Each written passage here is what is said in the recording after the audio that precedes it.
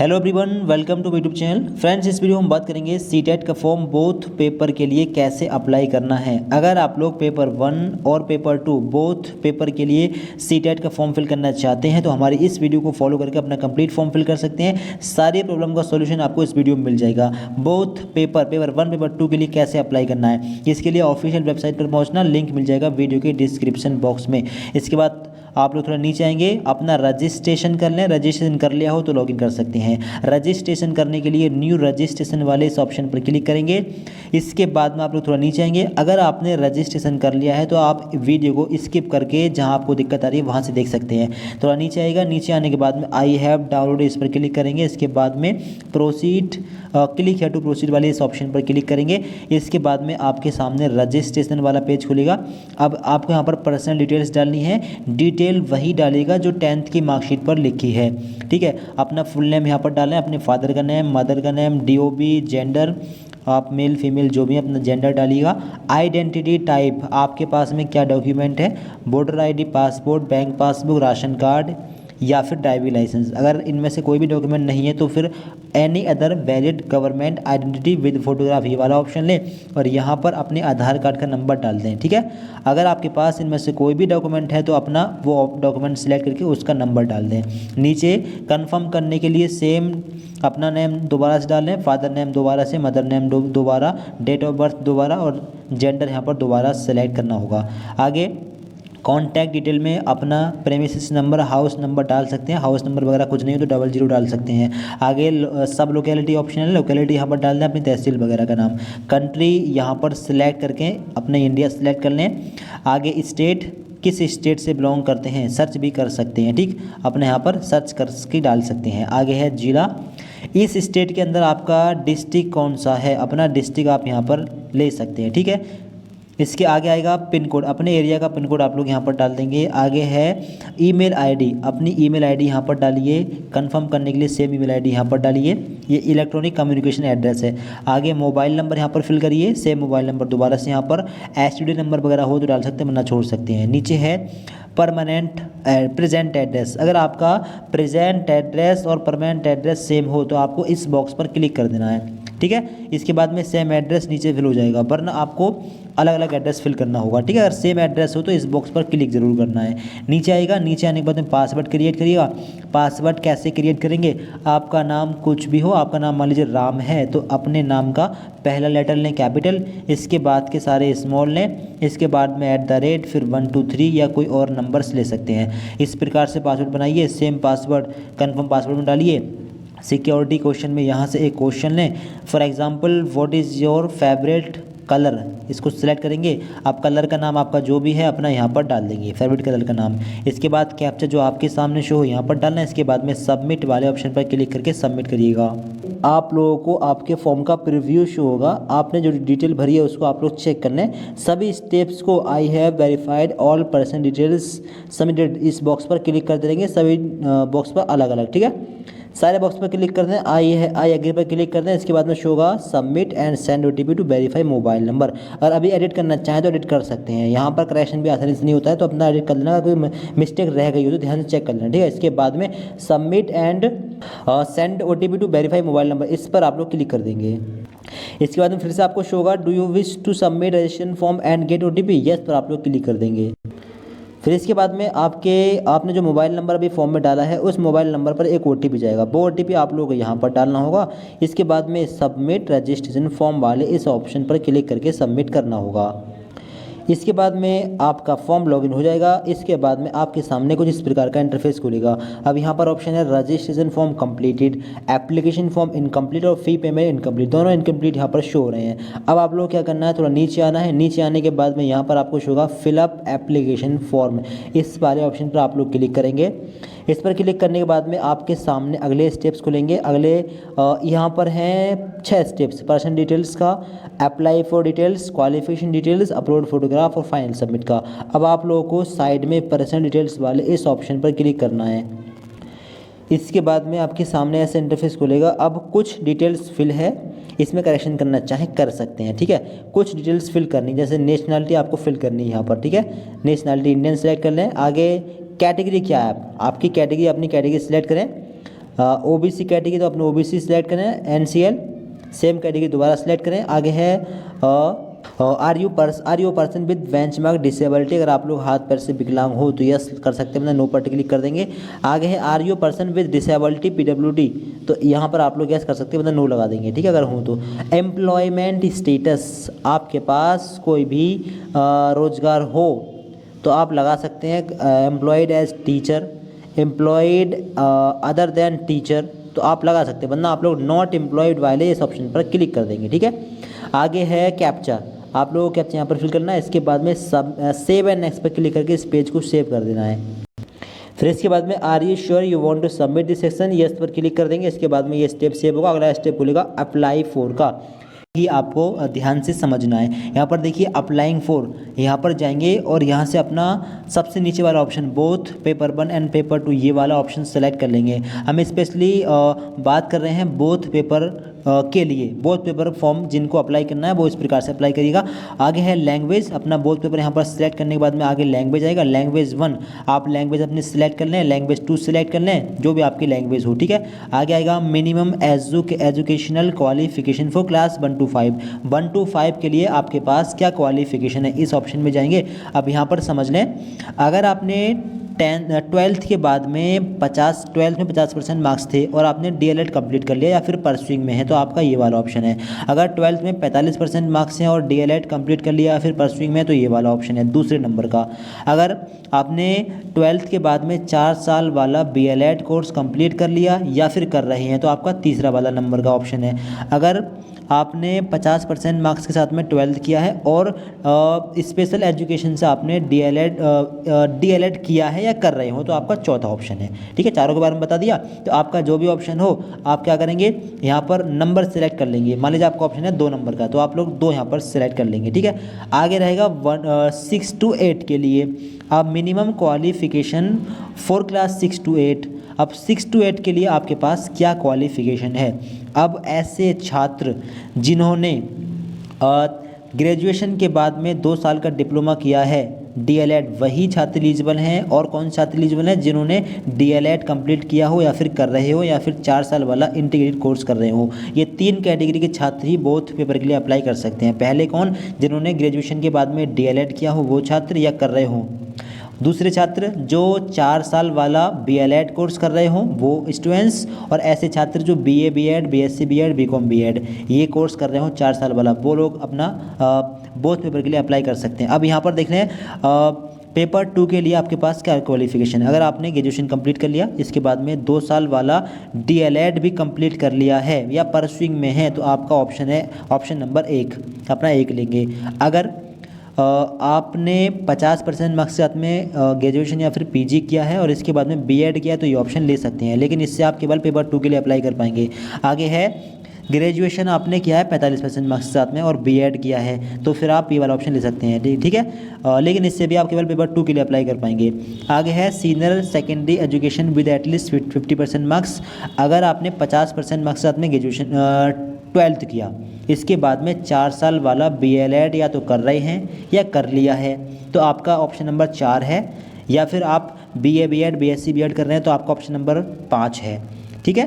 तो option number 4 या 5, जो एक तो ऑप्शन नंबर 4 वाले फिल कर सकते हैं, ठीक है, जिन्होंने अपना बीएलएड कंप्लीट कर लिया फिर कर रहे हो, और ऑप्शन नंबर 5 वाले फिल कर सकते हैं जो बीए बीएड, बीएससी बीएड कर रहे हो, और ऑप्शन नंबर 1 वाले फिल कर सकते हैं बोथ पेपर के लिए। तो आपका इनमें से कोई भी ऑप्शन हो तो अपना ऑप्शन सिलेक्ट करिएगा। तो पेपर 2 के लिए आपकी क्या क्वालिफिकेशन आपको समझा दिया है, आप लोग यहाँ पर अपना सिलेक्ट कर लेंगे, ठीक है।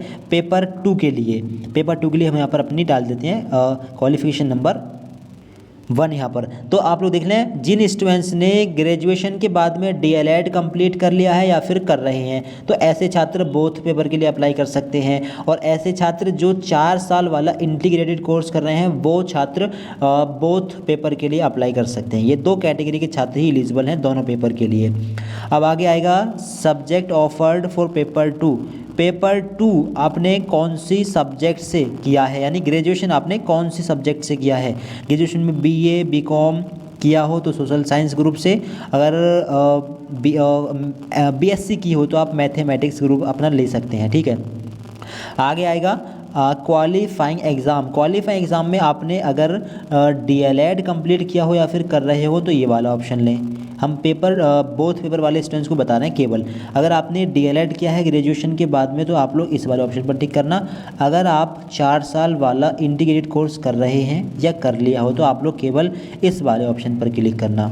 ठीक है, तो हमने यहाँ पर ग्रेजुएशन के बाद में डीएलएड कंप्लीट कर लिया है तो हम अपना ये वाला ऑप्शन सेलेक्ट करते हैं। ठीक है, केवल डिप्लोमा वाला, यानी हमने एजुकेशन में केवल डिप्लोमा हासिल किया है। अगर आपने 4 साल वाला इंटीग्रेटेड कोर्स किया हो तो आप लोग अपना ये वाला ऑप्शन भी ले सकते हैं इसको छोड़कर।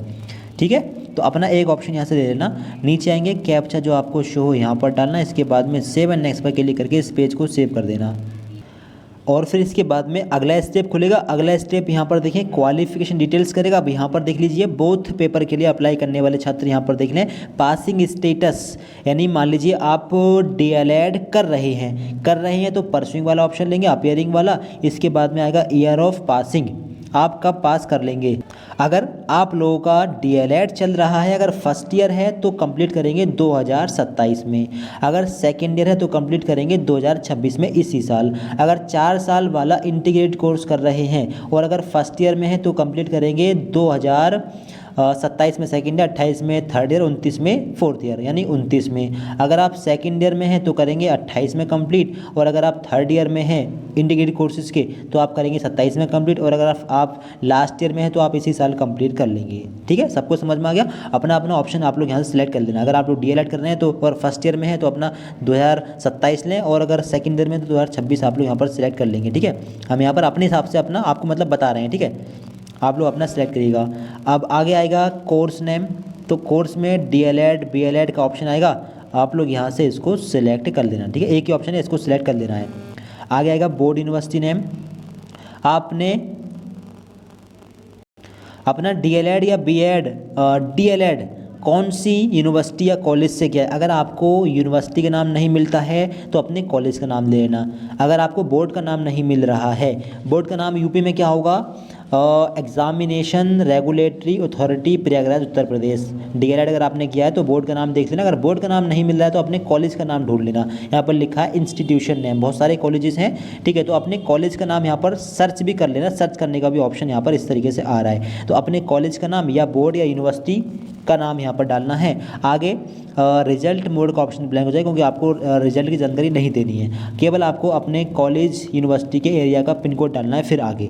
ठीक है, तो ये हुआ अपीयरिंग वाले स्टूडेंट्स के लिए, जो लोग अपीयरिंग में हैं, बोथ पेपर के लिए जो अप्लाई कर रहे हैं। अब ऐसे छात्र जिन्होंने अपना कोर्स कंप्लीट कर लिया है वो छात्र कैसे भरेंगे, पास वाला ऑप्शन लें। आगे आएगा ईयर ऑफ पासिंग, कब आपने पास किया है, तो यहाँ पर अपडेट होगा। और यहाँ पर देखें 25 26 जब भी आपने अपना कोर्स कंप्लीट किया है अपना ईयर लेंगे। आगे कोर्स कौन सा है, तो एक ही कोर्स है, यानी बीएड या डीएलएड हो तो अपना ये वाला ऑप्शन लें। आगे आएगा यूनिवर्सिटी नेम, यूनिवर्सिटी या बोर्ड नेम, तो अगर आपको आपका बोर्ड का नेम नहीं मिलता है तो यूनिवर्सिटी नेम ले सकते हैं, यूनिवर्सिटी नेम या फिर कॉलेज नेम। ठीक है, तो अपना कॉलेज नेम या यूनिवर्सिटी या फिर बोर्ड का नेम यहाँ पर डाल दीजिए। जैसे अगर आप लोगों ने डीएलएड किया है तो डीएलएड कौन से बोर्ड से किया है, बोर्ड का नाम सर्च करना, क्योंकि डीएलएड होता है बोर्ड से, यूनिवर्सिटी से नहीं होता है। अगर आपने 4 साल वाला बीए बीएड या बीएससी बीएड किया है तो कौन सी यूनिवर्सिटी से कर रहे हैं वो देख लेना। अगर आपको आपके बोर्ड का नाम नहीं मिल रहा हो तो अपने कॉलेज का नाम सर्च कर देना, क्योंकि यहाँ पर लिखा है या तो इंस्टीट्यूशन नेम हो या यूनिवर्सिटी नेम या फिर बोर्ड नेम। ठीक है, तो लिस्ट में सर्च करके ही आपको यहाँ पर डालना है। ठीक है, ठीक है, तो आगे देखें, यहाँ पर एक एग्जाम्पल के तौर पर हम डाल देते हैं। एग्जाम्पल के तौर पर आगे यहाँ पर आएगा रिजल्ट का मोड, रिजल्ट का मोड क्या है आपका। अब रिजल्ट अगर परसेंटेज में आता है तो परसेंटेज वाला ऑप्शन लें।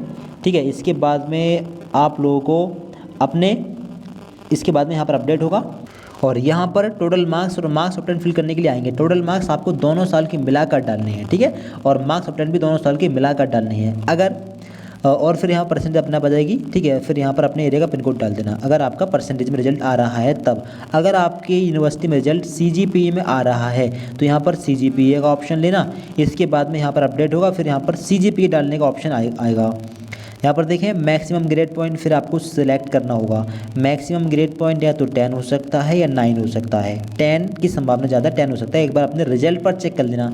ठीक है, आगे है CGPA ऑब्टेंड।